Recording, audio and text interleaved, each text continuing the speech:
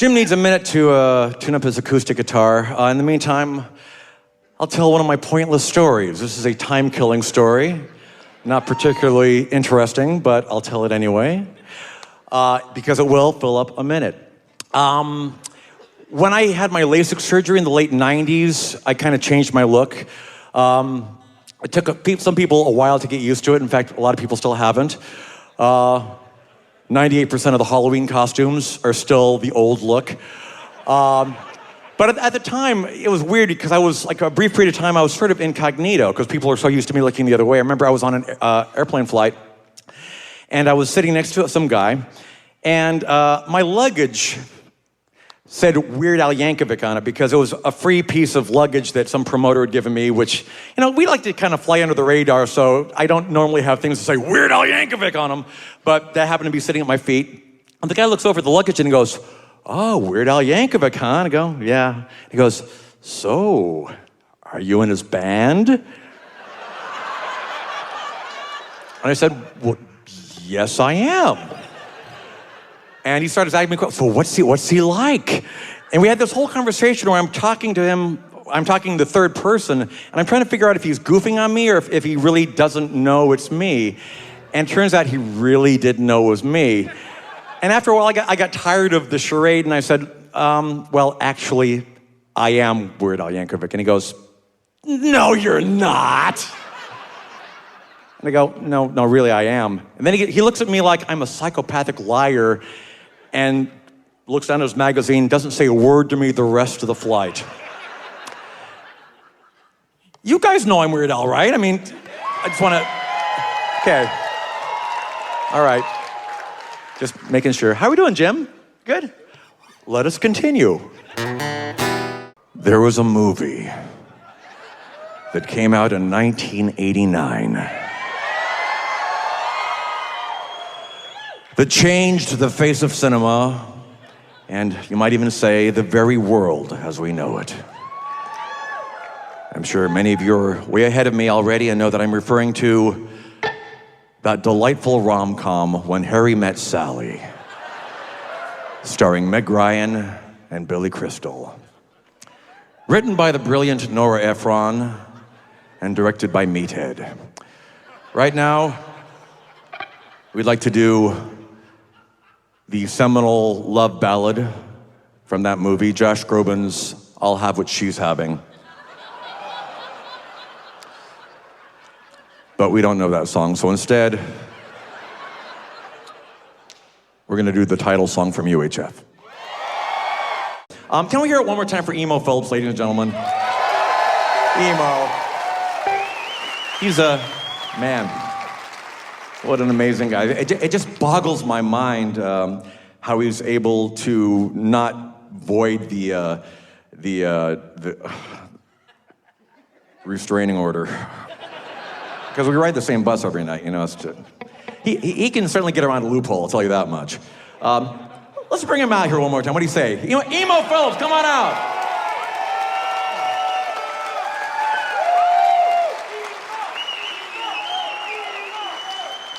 Is he back there? One more time for Emo Philips, ladies and gentlemen.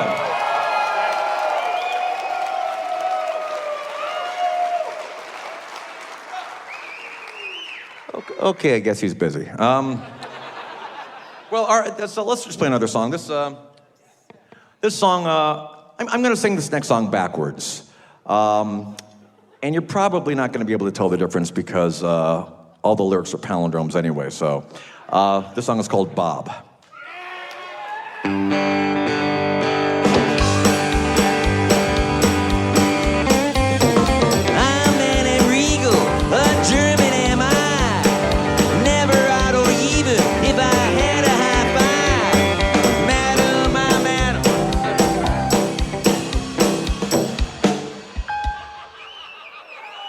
Emo Philips, ladies and gentlemen.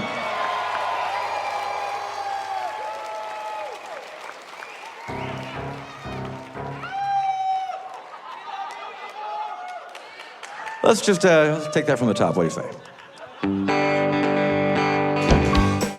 Oh, that I forgot. This is the point in the show where the rhythm section goes backstage and have their calluses scraped. So, yeah.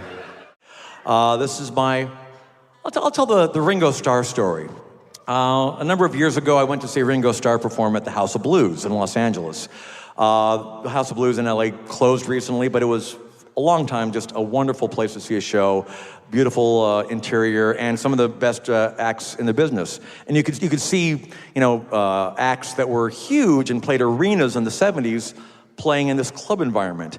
And Ringo Star was playing. I thought, how cool to just right down the street from my house, kind of a little club, see a Beatle. I mean, I'm a huge Beatles fan. This is gonna be awesome. So I went, got my tickets, and I got there early, a standing room only.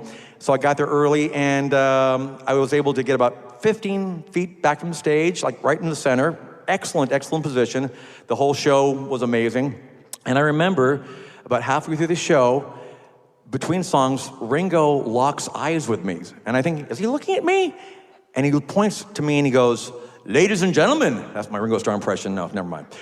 But he says, I won't do the impression. "Ladies and gentlemen, we have a celebrity in the audience." And I think, oh my goodness, Ringo Star recognized me. This is so cool. He points to me and goes, "Tiny Tim."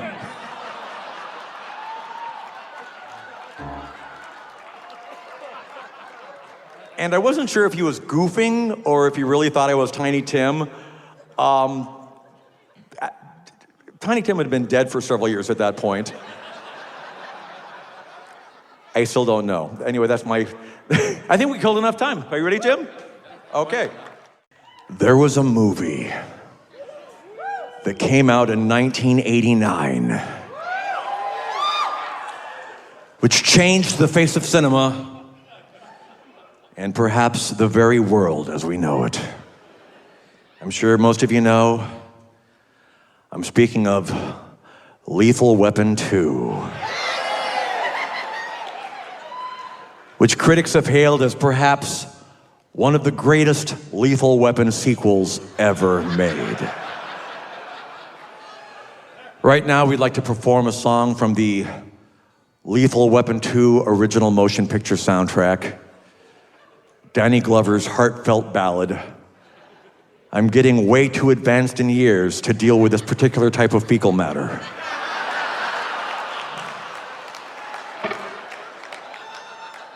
But we don't know that song, so instead, we're gonna do the title track to UHF. Some of you may be familiar with this next song. I wrote this song a few years ago while I was traveling through New Mexico. And there was one city in particular which I found very inspiring, because there were a lot of mimes in that city. She never told me she was a mime. Thanks, you guys. I know there's a song that you're probably waiting to hear. It's a song of a place I think you guys know pretty well. Here's a little song about Alabama. Turn it up.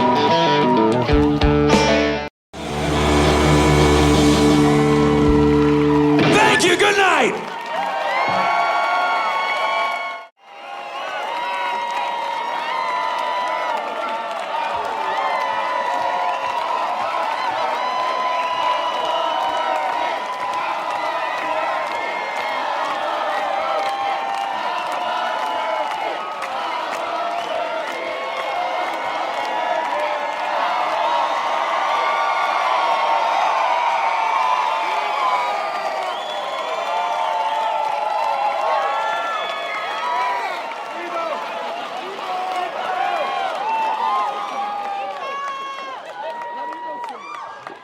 Okay, yeah, I just learned backstage just now that you guys want to hear a song called Albuquerque. So,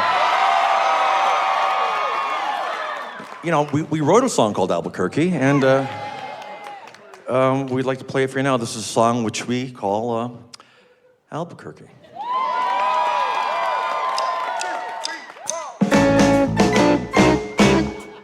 Albuquerque, Albuquerque, the people there are kinda quirky.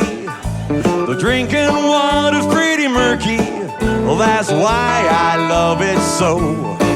Albuquerque, Albuquerque, I really love that Albuquerque. You might think it's kind of jerky, but it's my favorite place to go when I'm in New Mexico. Bo, bo. Thank you, good night.